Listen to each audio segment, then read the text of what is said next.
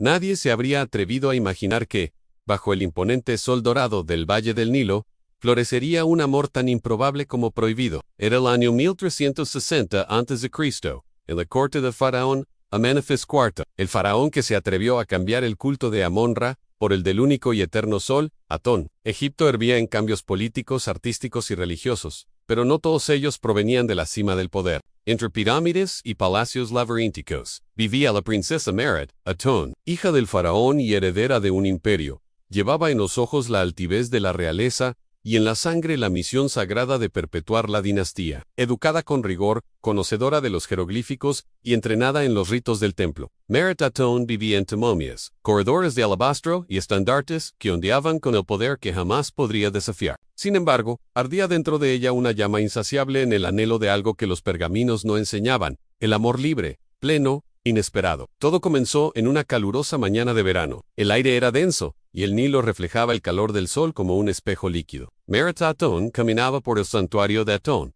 escoltada por sacerdotes de túnicas blancas, a punto de ofrecer incienso a los ojos divinos del disco solar. Fue allí, entre altares dorados, que lo vio Simbrán, el escriba hebreo capturado en las campañas contra Canaán, traído como prisionero y entregado a los escribas reales para descifrar antiguos tratados. Alto, de figura delgada y ojos profundos como el desierto nocturno, no se inclinó ante ella, no por soberbia, sino por convicción. Sabía que el único Dios verdadero no se postra ante reyes, y mucho menos ante faraones. Meret Atón se quedó inmóvil. Fascinada, los sacerdotes hablaban sobre rituales, pero ella no escuchaba. Observaba cada gesto de Simbrán, la forma en que pasaba los dedos por los jeroglíficos, como pronunciaba con firmeza el antiguo Acadió, sus actos tranquilos y valientes. Era un enigma en medio de una sociedad gobernada por reyes y dioses humanos, y ella, la princesa criada para ser la pieza perfecta del imperio, sintió que el universo perdía un latido. Los días siguientes trajeron una tensión secreta. Simbrán comenzó a asistir al palacio todos los días,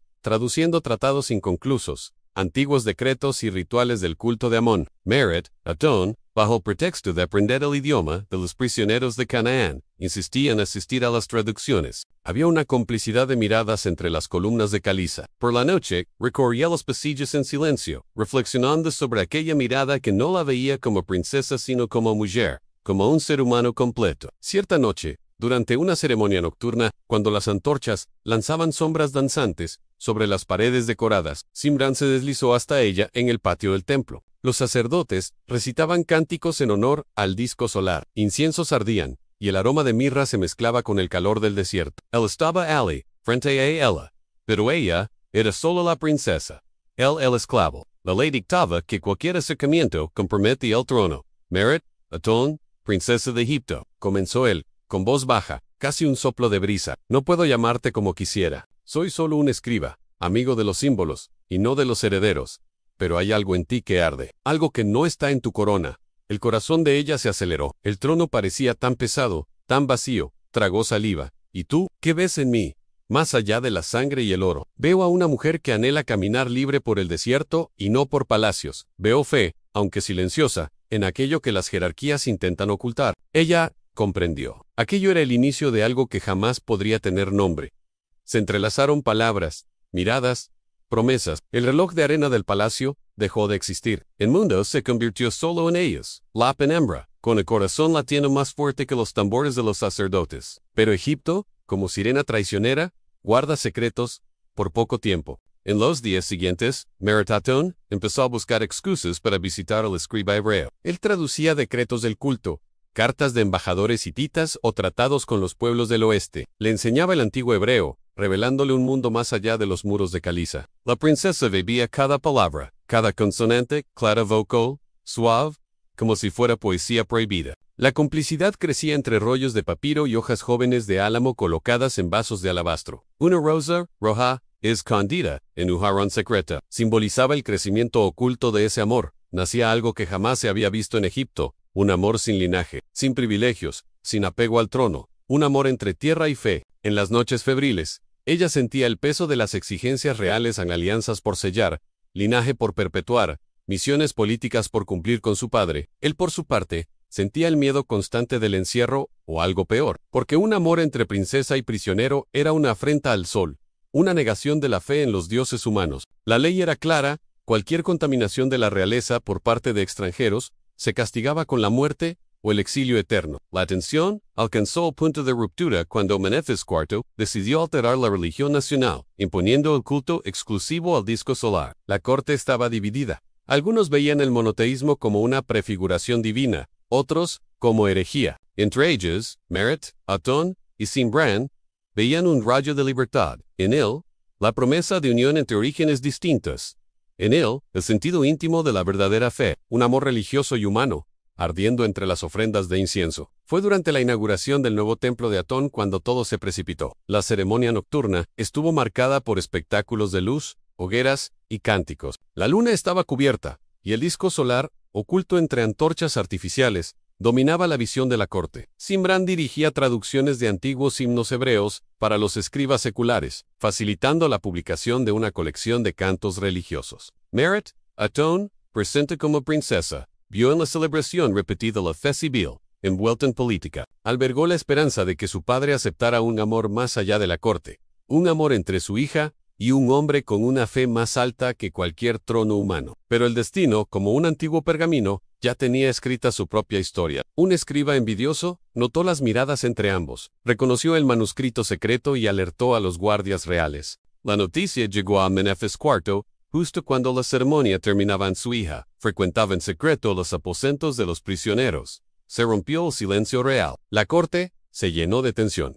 Cuando la noticia de la relación prohibida entre Merit, Atón y Simbran llegó a oídos de Amenofis IV, todo el palacio tembló. El faraón que había desafiado a los antiguos dioses, en nombre de Atón, ahora se enfrentaba a un desafío aún mayor. El amor de su propia hija por un hombre extranjero y esclavo, representaba una afrenta al trono, a la tradición y al poder que ellos encarnaban. La tormenta en el trono aquella madrugada, los guardias reales irrumpieron en los aposentos secretos que Merit, Atón y Simbran usaban para intercambiar cartas de aprendizaje. La roca del silencio fue quebrada por gritos e insultos. Ella intentó proteger al escriba, pero no había poder en aquel gesto. Detenida, Merit, Atón luchó contra sus guardias, proclamando: «Él no es un esclavo, es el único que me enseñó la palabra fe de verdad».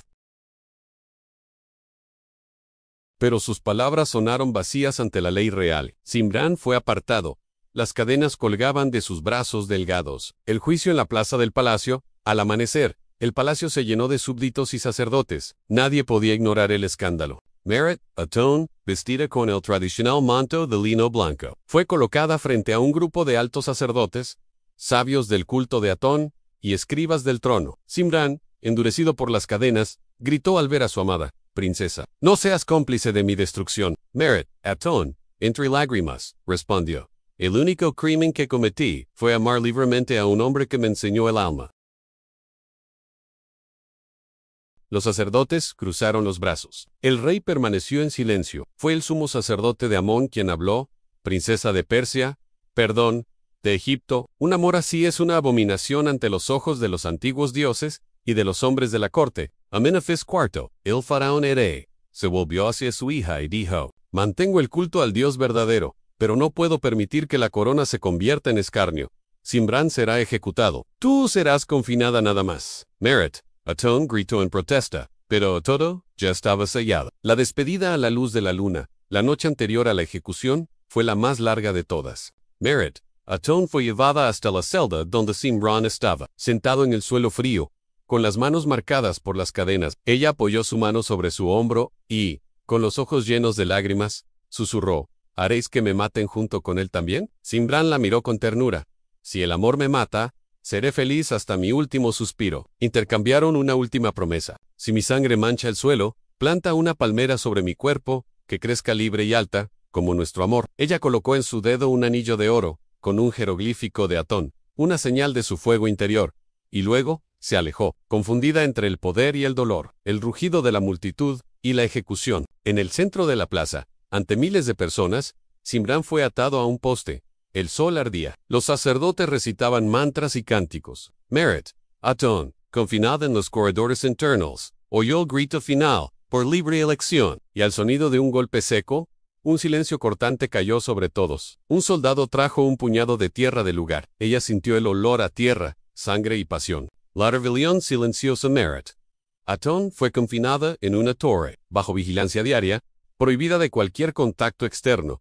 Durante días, resistió, pero la muerte de Cimbrán le había arrancado parte del alma. Cierta madrugada, encontró a una joven esclava dispuesta a ayudarla a escapar. Con un manto oscuro, apoyada en el silencio, descendió por los muros. Exilio y encuentro en el desierto. Desorientada, vagó hasta las orillas del Nilo, donde una barca misteriosa la esperaba. La joven maestra partió sin rumbo, cruzando Egipto, hasta llegar al desierto oriental, donde se decía que exiliados habían construido pequeños santuarios de fe verdadera. Tras semanas de viaje solitario, llegó a la base de una montaña escarpada, donde encontró a un ermitaño que la acogió. Era un sacerdote menor que también se había apartado del culto oficial, y la ayudó a seguir su camino. Al pie del monte, viviendo entre caravanas de mercaderes y exiliados hebreos. Merit, Atón, encontró una figura de brazos huecos, el tronco oscuro de una palmera solitaria. Firme estructura, tronco retorcido sobre raíces que clamaban agua, pero aún viva. Ella supo, en el instante en que las raíces cruzaron su mirada allí,